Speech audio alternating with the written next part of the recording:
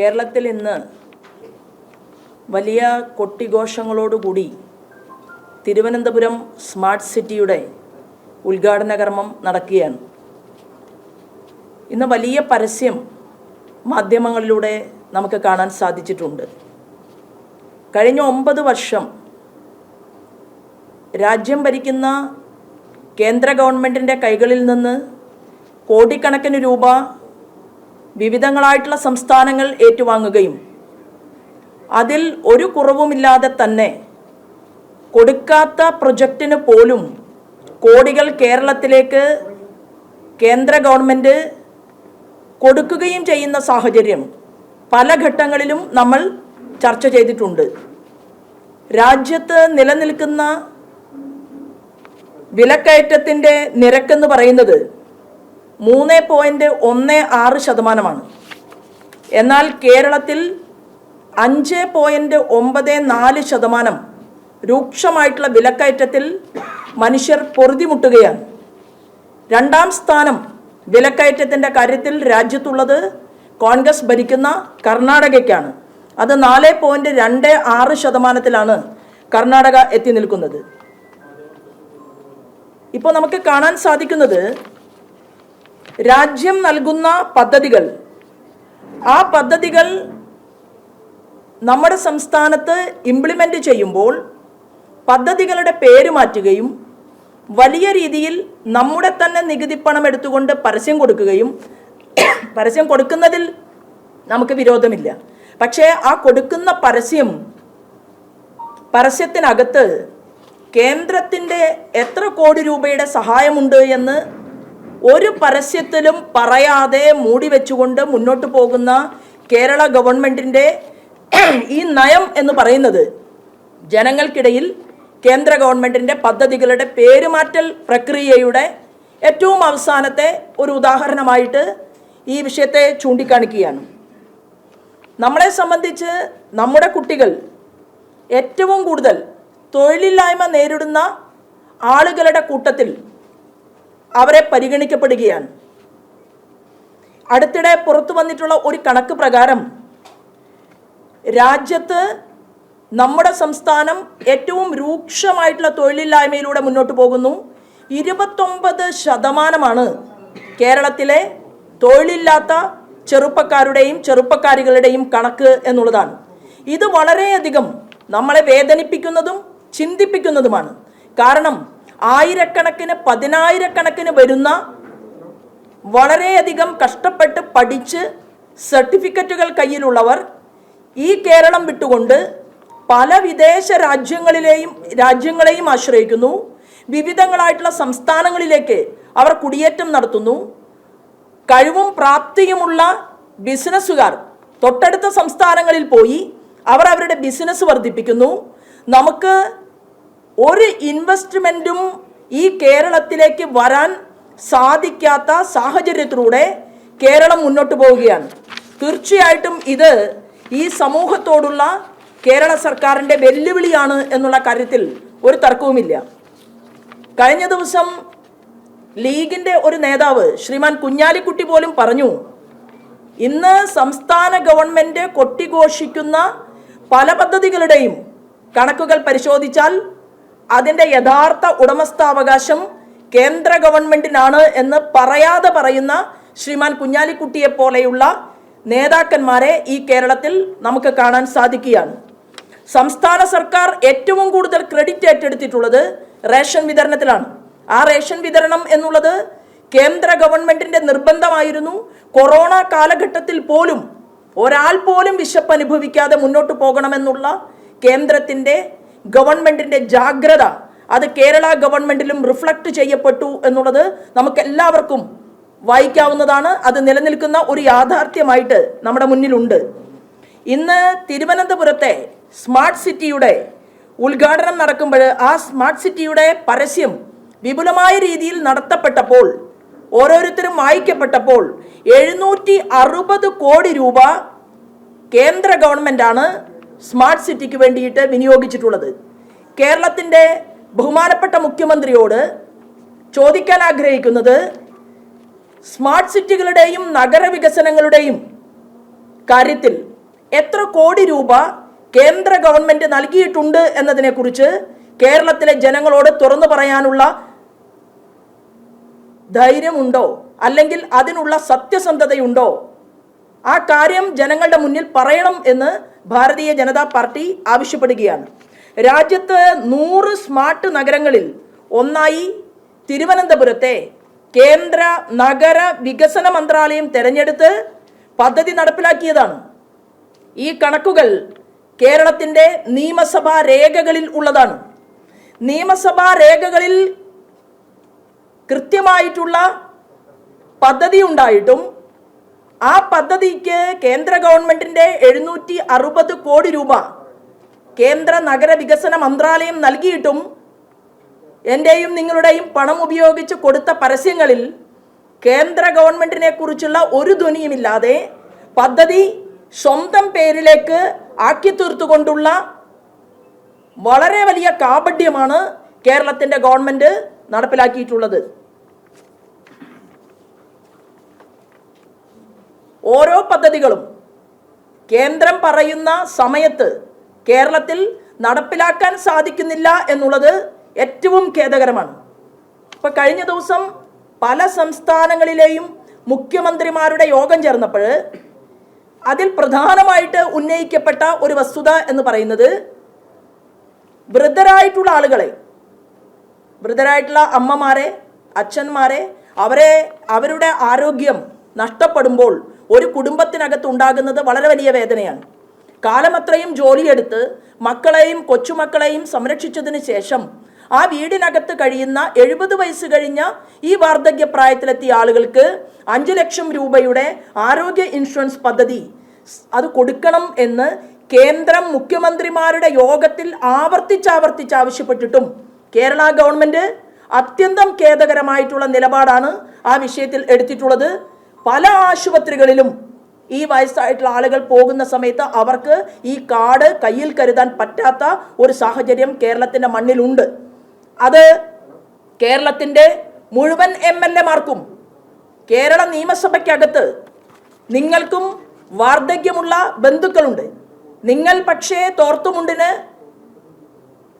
ഒന്ന് ഉഴിച്ചിലിന് വേണ്ടിയിട്ട് പോകുമ്പോൾ, സുഖചികിത്സയ്ക്ക് വേണ്ടിയിട്ട് പോകുമ്പോൾ തോർത്തുമുണ്ടിന് 1000 രൂപ എഴുതിയെടുക്കാൻ സാധിക്കും.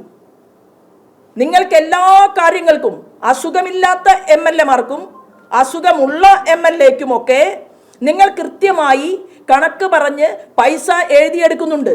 എന്നാൽ കേന്ദ്രം കൊണ്ടുവന്ന ആയുഷ്മാൻ ഭാരത് പദ്ധതി അത് പാവപ്പെട്ടവരിലേക്ക് എത്തിക്കാൻ ആവശ്യമായിട്ടുള്ള ചടുലമായ നീക്കങ്ങൾക്ക് കേരള നിയമസഭയിൽ ഒരു ചർച്ച പോലും നടക്കുന്നില്ല എന്നുള്ളത് അത്യന്തം ഖേദകരമാണ് എന്നുകൂടി ഭാരതീയ ജനതാ പാർട്ടി അഭിപ്രായപ്പെടുന്നു.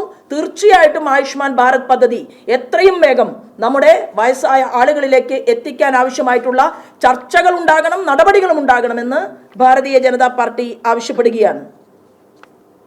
നൈപുണ്യ വികസന പദ്ധതികൾ കൂടുതൽ കാര്യക്ഷമമാക്കിയാൽ നമ്മൾ നേരത്തെ സൂചിപ്പിച്ച യുവാക്കൾ തൊഴിലില്ലായ്മ രൂക്ഷമായിട്ട് അനുഭവിക്കുകയും അവർ ഇവിടെ നിന്ന് പല രാജ്യങ്ങളിലേക്കും പോവുകയും ചെയ്യുന്നുണ്ട്. ഈ അടുത്ത കാലത്ത് നിങ്ങളുടെ എല്ലാവരുടെയും ശ്രദ്ധയിൽപ്പെട്ട പുതുക്കാടിലെ ഒരു സഹോദരൻ്റെ മരണം ഒരു സുരക്ഷിതമല്ലാത്ത രാജ്യത്ത് പോയി പട്ടാളത്തിൽ ചേർന്നു എന്നാണ് ആ വീട്ടുകാർക്ക് കിട്ടിയിട്ടുള്ള അവസാനം കിട്ടിയ വിവരമെന്നുള്ളതും മാധ്യമ സുഹൃത്തുക്കൾ ഉൾപ്പെടെ ആ ഭൗതിക ശരീരം വരുന്ന സമയത്ത് ദൃക്സാക്ഷികളായിരുന്നു എന്നുള്ളതും നമ്മൾ ഓർക്കുകയാണ്. കാരണം സുരക്ഷിതത്വമില്ലാത്ത ചെറിയ ചെറിയ രാജ്യങ്ങളിലേക്ക് പോലും നമ്മുടെ ചെറുപ്പക്കാർ കേരളത്തിൽ നിന്ന് പോവുകയാണ്.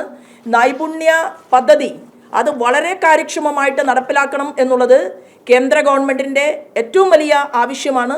അതിൽ പോലും ലാഗിംഗ് ആണ്, വിട്ടുവീഴ്ചയാണ് നമ്മുടെ ഗവൺമെൻറ്, കേരള ഗവൺമെൻറ് നടത്തിക്കൊണ്ടിരിക്കുന്നത് എന്നുള്ളതും ഈ സമയത്ത് ഭാരതീയ ജനതാ പാർട്ടി ഇവിടുത്തെ ഈ ഡിപ്പാർട്ട്മെൻറ്റുകളെ നോക്കേണ്ട, അത് അതത് വകുപ്പ് മന്ത്രിമാർക്ക് ചെയ്യാൻ സാധിക്കുന്നില്ലെങ്കിൽ ഈ വകുപ്പ് മന്ത്രിമാരെ വിളിച്ചിരുത്തിക്കൊണ്ട് കേന്ദ്ര ഗവൺമെൻറ്റിൻ്റെ പദ്ധതി മറ്റ് സംസ്ഥാനങ്ങൾ കോടാനുകോടി വാങ്ങിയെടുക്കുന്നത് പോലെ അത് വാങ്ങിയെടുക്കാനും അത് കൃത്യമായി ഉപയോഗപ്പെടുത്താനും അതിനകത്ത് കക്ഷി രാഷ്ട്രീയം മാറ്റിവെച്ചുകൊണ്ട് നമ്മുടെ ചെറുപ്പക്കാർക്കും ചെറുപ്പക്കാരികൾക്കും വേണ്ടി ഈ നൈപുണ്യ വികസന പദ്ധതിയെ എത്തിക്കാനും കേരള ഗവൺമെൻറ് പരിശ്രമിക്കേണ്ടതാണ്. പക്ഷേ അത് വലിയ വിട്ടുവീഴ്ചയാണ് കേരള ഗവൺമെൻറ്റിൻ്റെ ഭാഗത്തു നിന്ന് ഉണ്ടായിക്കൊണ്ടിരിക്കുന്നത്. കേരളത്തിൽ 63.3% ITI ഡിപ്ലോമയുള്ള ആളുകളുണ്ട്. ആ ആളുകളെ എഞ്ചിനീയറിംഗ് യോഗ്യതയുള്ളവർ ഏറെയുണ്ട്. നമുക്കറിയാൻ സാധിക്കുന്നത് ഇവർ മാത്രമല്ല, മെഡിക്കൽ ബിരുദധാരികൾ പോലും നമ്മുടെ നാട്ടിൽ നിൽക്കാതെ അറിവും പ്രാപ്തിയും കഴിവുമുള്ള ആളുകൾ ഓരോ വർഷവും നമ്മുടെ കേരളത്തിൽ നിന്ന് കൊഴിഞ്ഞു പോവുകയാണ്. കേരളം ഒരുപക്ഷെ വരാൻ പോകുന്ന നാളുകളിൽ ഈ സ്ഥിതിയാണ് തുടരുന്നതെങ്കിൽ ഇൻവെസ്റ്റ്മെൻറ്റിന് മീറ്റിങ്ങുകൾ വിളിച്ചു കൂട്ടുന്നുണ്ട്, വലിയ രീതിയിലുള്ള മാമാങ്കങ്ങൾ നടക്കുന്നുണ്ട്, കോടിക്കണക്കിന് രൂപ ഇൻവെസ്റ്റ് ചെയ്യാൻ തയ്യാറാണ് എന്ന് പറഞ്ഞ് ആളുകൾ പരിപാടികളിൽ, കേരള ഗവൺമെൻറ്റിൻ്റെ പരിപാടികളിൽ പങ്കെടുക്കുന്നുണ്ട്. തത്വത്തിൽ ഒരു ജില്ലയിലും വലിയ വികസന പദ്ധതികൾക്ക് ആവശ്യമായിട്ടുള്ള ഒരു തറക്കല്ലിടലോ അല്ലെങ്കിൽ ബിൽഡിംഗ് കൺസ്ട്രക്ഷനോ അതിനുശേഷം ആളുകൾക്ക് തൊഴിൽ കൊടുക്കലോ ഒന്നും കേരളത്തിൽ കാണാൻ സാധിക്കുന്നില്ല എന്നുള്ളത് അത്യന്തം ഖേദകരമാണ്. അതൊരു പക്ഷേ കരിമണലുമായി ബന്ധപ്പെട്ടുകൊണ്ടുള്ള ബാധ, ഭയപ്പാട് അതിപ്പോഴും തുടരുന്നുണ്ടാകും എന്നാണ് ഞാൻ ആ സ്റ്റേറ്റ്മെൻറ്റിനെ കുറിച്ച് മനസ്സിലാക്കുന്നത്. ലോഡിംഗ് വന്നുകൊണ്ടേ ഇരിക്കുകയാണ്.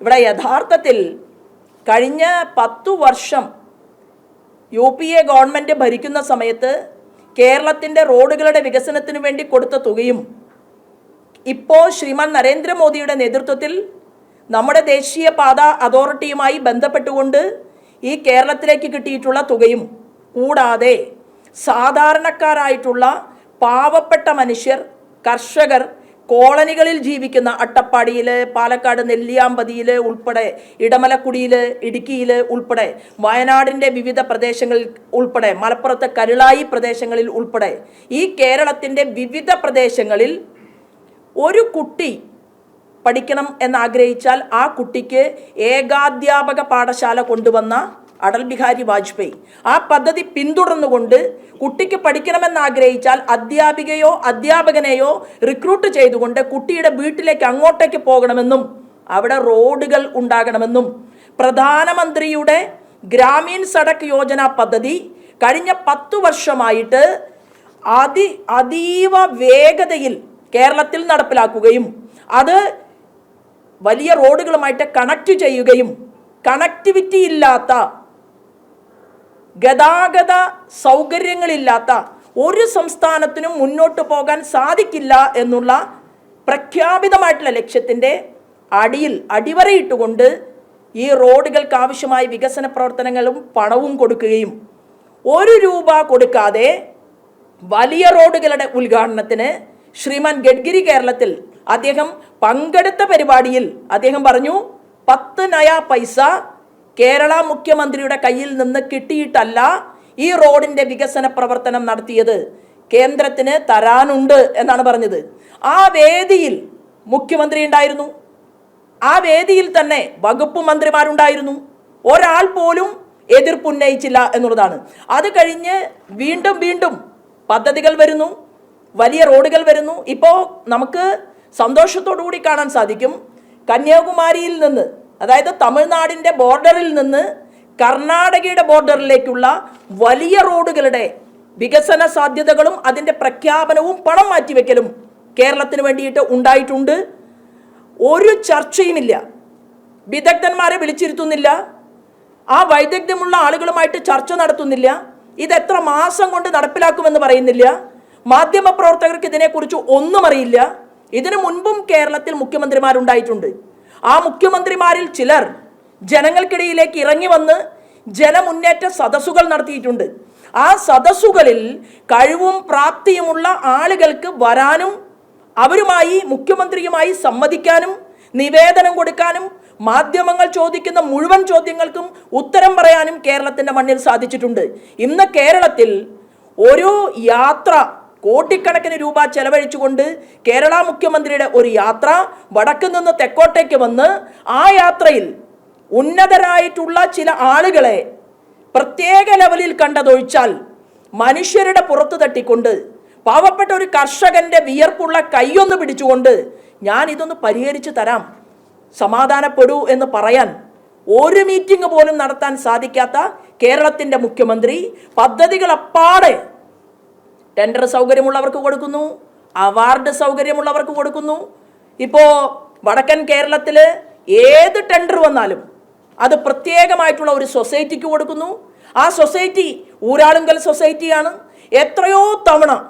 എത്രയോ മനുഷ്യർ ആവശ്യമുന്നയിച്ചു, ആരാണ് ഈ ഊരാളുങ്കൽ സൊസൈറ്റിയുടെ ഉടമസ്ഥർ, എന്താണ് അവരുടെ നിക്ഷേപം, അവർ എത്ര കോടിയുടെ പദ്ധതിയാണ് ഏറ്റെടുത്തിട്ടുള്ളത്, ആ പദ്ധതി അവർ എത്രയാണ് ഈ കേരളത്തിൽ നടപ്പിലാക്കിയിട്ടുള്ളത്, ഒന്നിനും ഉത്തരവില്ല. ഊരാളുങ്കൽ സൊസൈറ്റിയെക്കുറിച്ച് ചോദിച്ചാൽ ചിരിക്കും, കരിമണൽ കർത്തയെക്കുറിച്ച് ചോദിച്ചാൽ മൗനം. ഒന്നിനും ഒരു ഉത്തരവും കൊടുക്കാതെ കേന്ദ്ര ഗവൺമെന്റിന്റെ പദ്ധതികൾ അത്രയും, ഇപ്പൊ ഹരിത കേരളം പദ്ധതി എല്ലാവർക്കും അറിയാം, എൻ്റെ അടുത്തിരിക്കുന്നത് കൗൺസിലറാണ്. അപ്പോൾ ഹരിത കേരളം പദ്ധതി എങ്ങനെയുണ്ടായി? അത് കേന്ദ്ര ഗവൺമെന്റിന്റെ സ്വച്ഛ് ഭാരത് പദ്ധതിയുടെ പേര് മാറ്റിയതാണ്. ദീനദയാൽ ഉപാധ്യായയുടെ പേരിൽ കൊണ്ടുവന്ന പദ്ധതിക്ക് ദീനദയാൽ ഉപാധ്യായ എന്നുള്ളത് ചുരുക്കെഴുത്തിൽ 2 ഇംഗ്ലീഷ് ലെറ്റർ മാത്രം വെച്ചുകൊണ്ട് ആ പദ്ധതി നടപ്പിലാക്കുമ്പോൾ ഇത് ഞങ്ങൾ ബഹുമാനിക്കുന്ന അല്ലെങ്കിൽ രാജ്യം ബഹുമാനിക്കുന്ന ഏകാത്മ മാനവ ദർശനത്തിന്റെ വക്താവായിട്ടുള്ള ദീനദയാൽ ഉപാധ്യായയാണ് എന്ന് ആർക്കും മനസ്സിലാകാതിരിക്കാൻ വേണ്ടി ആ പദ്ധതിയെയും ചുരുക്കെഴുത്തിൽ കേരളത്തിൽ അവതരിപ്പിച്ചു എന്നുള്ളതാണ്. എത്രയോ പദ്ധതികൾക്ക്, ഇപ്പൊ പ്രധാനമന്ത്രി ആവാസ് യോജന പദ്ധതി മോദിജി പറഞ്ഞിരുന്നു, ഞാൻ ആഗ്രഹിക്കുന്നത് വീടില്ലാത്ത ഒരാൾ പോലും ഈ ഭാരത രാജ്യത്ത് ഉണ്ടാകാൻ പാടില്ല എന്നാണ്. ടോയ്ലറ്റുകളില്ലാത്ത ഒരു വീട് പോലും ഉണ്ടാകാൻ പാടില്ല എന്നാണ്. ആ സമയത്ത് ബഹുമാനപ്പെട്ട അച്യുതാനന്ദനായിരുന്നു കേരളത്തിന്റെ മുഖ്യമന്ത്രി. അദ്ദേഹം എന്താ പറഞ്ഞത്? അച്യുതാനന്ദൻ സഖാവ് അന്ന് പറഞ്ഞത് കേരളത്തിൽ ടോയ്ലറ്റുകളെ കുറിച്ച് ഞങ്ങൾ ചിന്തിക്കുന്നേയില്ല എന്നാണ്. എന്നാൽ എത്ര 1000 ടോയ്ലറ്റുകൾ അച്യുതാനന്ദൻ ഗവൺമെന്റിന് ശേഷം ഇപ്പൊ കേരളത്തിൽ കിട്ടി എന്ന് ഒരു കണക്ക് പരിശോധിച്ചു കഴിഞ്ഞാൽ എണ്ണിയാലൊടുങ്ങാത്ത ടോയ്ലറ്റുകൾ നമുക്ക് വേണ്ടിയിരുന്നു. കാരണം എന്താണ്? ടോയ്ലറ്റുകൾ ഇല്ലാത്ത കുടുംബങ്ങൾ കേരളത്തിൽ ഉണ്ടായിരുന്നു. ഇനിയും നമുക്ക് നഗരാതിർത്തി കടന്ന് ഗ്രാമപ്രദേശങ്ങളിലേക്ക് പോയാൽ ഇനിയും അത്തരം സാഹചര്യങ്ങളുണ്ട് എന്നുള്ളതാണ്. അപ്പോൾ തീർച്ചയായിട്ടും പദ്ധതികൾ ജനങ്ങളിലേക്ക് എത്തിക്കുമ്പോൾ അത് കേന്ദ്ര ഗവൺമെന്റിന്റെ ഇത്ര രൂപ കിട്ടി എന്ന് പറയാനുള്ള ഒരു ബാധ്യത അത് സംസ്ഥാന ഗവൺമെന്റിനുണ്ട്. റോഡുകൾ, ഗഡ്കരി കൊടുത്ത റോഡുകളിൽ സെൽഫി എടുത്ത് ബഹുമാനപ്പെട്ട റിയാസ് പോസ്റ്റ് ചെയ്യുമ്പോൾ ആ റോഡിന് ഇത്ര കോടി കേന്ദ്ര ഗവൺമെന്റ് നൽകിയിട്ടുണ്ട്, കേരള ഗവൺമെന്റ് ഇത്ര കോടി ഞങ്ങളത് കൂട്ടിച്ചേർത്തിട്ടുണ്ട് എന്നുകൂടി പറഞ്ഞാൽ കണക്ക് വ്യക്തമായിട്ട് കേരളത്തിലെ ജനങ്ങൾക്ക് മനസ്സിലാവും.